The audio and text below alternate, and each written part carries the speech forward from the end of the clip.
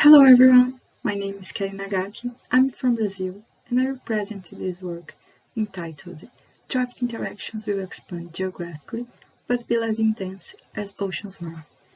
And it was made in collaboration with Maria Pennino, Sergio Floeter, Mark Hay, and Guilherme Longo.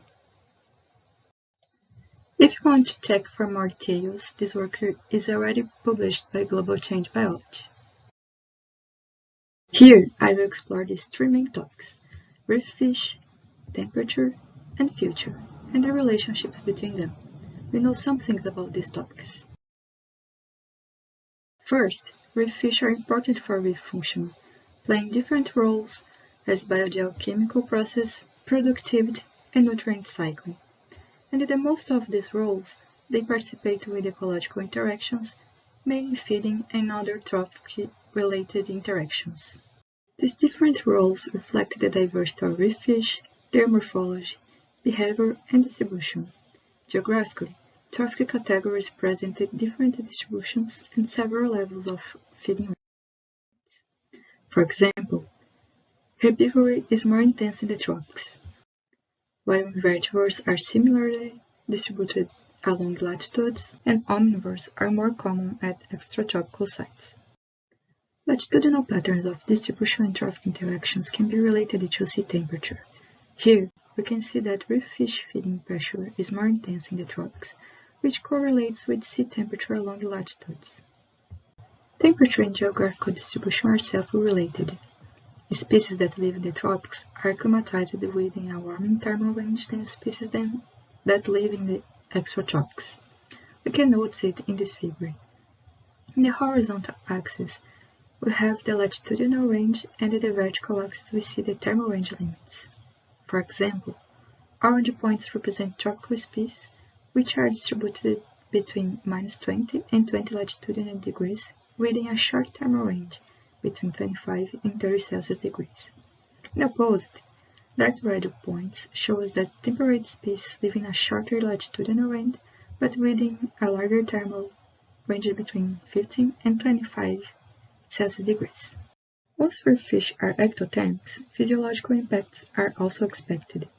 Tropical fishes, represented here by the orange dots, present their optimal temperature next to their thermal limits, while extratropical ones, in blue dots, present their optimal temperature away far from their thermal limits.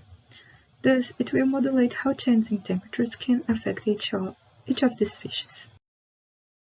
Changes in temperatures are expected. Past records show that heat waves are becoming more frequent and intense, and projections expect the increases in global mean sea temperature, which can reach an increase around 4 Celsius degrees. Then, by understanding reef fish, temperature, and their relationships, we can expect changes in future of oceans. Tropicalization events, for example, can be more frequent.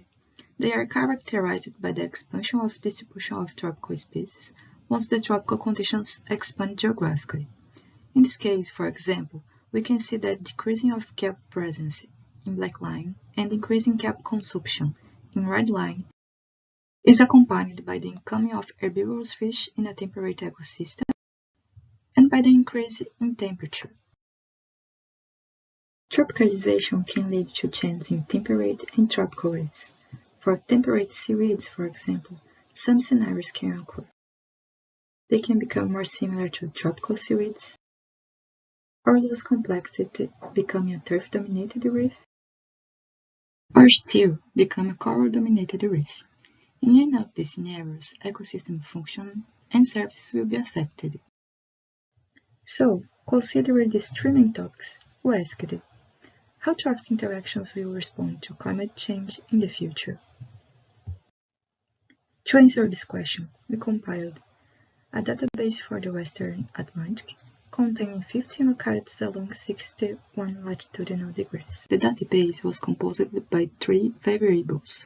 First, reef fish occurrence that was compiled from Floeter and Pennino. Second, biomass was estimated using underwater visual census data from Longo and collaborators 2019 and calculated using this formula. Data counts to total fish length and species-specific coefficients. And third, Feeding pressure data were based also on Longo and collaborators 2019, who used video plots to estimate the number of bytes per kilogram in 2 meters squared during 10 minutes. Each of these data were separately modeled using Bayesian hierarchical spatial models with the in-law approach. Bayesian models were chosen due to their capacity to better estimate uncertainty. Then, we overlapped the three models to create a trophic interaction index for 4 reef fish families in 3 trophic categories and in 3 warming scenarios, the current, 2050, and 2100. To better visualize the change, we plotted the difference between future and current scenarios, which varied between -1 and 1. -1 indicates the most intense decrease of interactions, and 1 indicates the opposite. Orange colors indicate decreases, and blue colors indicate increases. Dark shades indicate 2100 scenarios, and bright shades indicate 2050 scenarios. Here, we can see that, in general, we can expect decreases above 20 latitudinal degrees, but increases in the North Hemisphere, suggesting a tropicalization phenomenon in this region. This pattern was mostly influenced by changes in herbivore groups, Acanthoideae and Labridis carini. Invertebrates, represented here by Emulid family, are expected to decrease their interactions in the future, while omnivores, represented here by Sparite family, present changes in an unexpected pattern. They will decrease their interactions at extratropics, but will present a slight increase in the tropics. Exploring how the changes can affect the reef ecosystems. Decreasing herbivory in the tropics can lead to an out-dominated seascape and lead to decreases in biodiversity. At extratropical ecosystems, the incoming of herbivores and their interactions can lead to a turf-dominated reef once herbivores can find macroalgae in abundance and without chemical defenses against herbivory.